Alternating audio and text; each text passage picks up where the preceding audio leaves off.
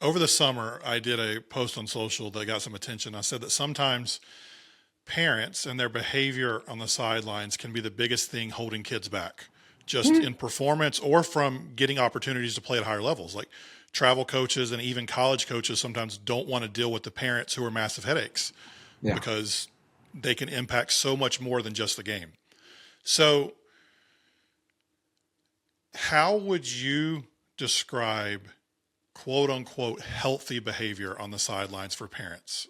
And what's your advice to moms and dads on how to show up and actually help their kids during games so that they don't have your daughter probably had some guilt that day that you showed up and she didn't play.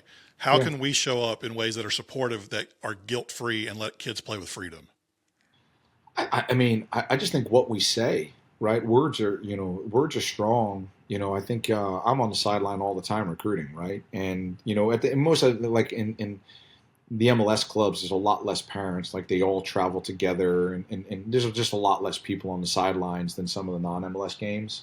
Um, but I think it's like being positive, right? Not coaching your son from the sideline. I think a coaching parent on the sideline becomes a coaching parent all the time.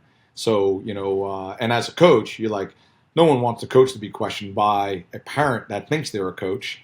I always love to say this is like you get a call and the parent says, I don't know anything about soccer, but stop it because you do think you know something about soccer because the butt is coming. Yeah. I think that's always interesting, but just being supportive of the kid, like it's not always the referee's fault.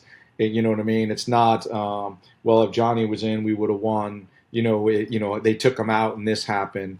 I look at it from a recruiting perspective. Is most of the time, right? Coaches and we do our research, right? We make phone calls.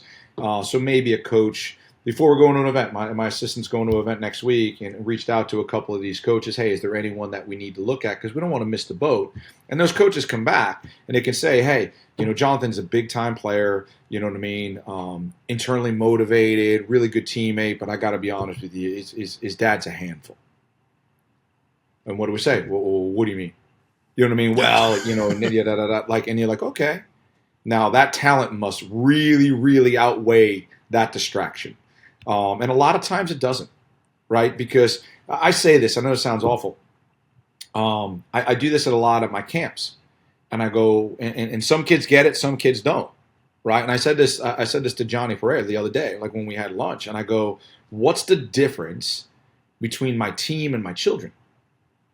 And parents need to hear this. Like, what's the difference between my team and my children? I choose my team.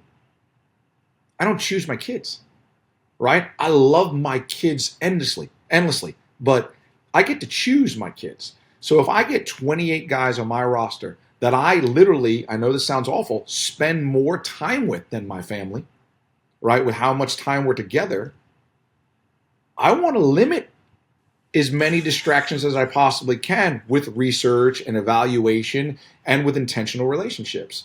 So I think parents like, oh, John is super, super good. You can't overlook him because of this and that. And most of the time we don't realize we're doing that. Yeah. But I think that's important to realize.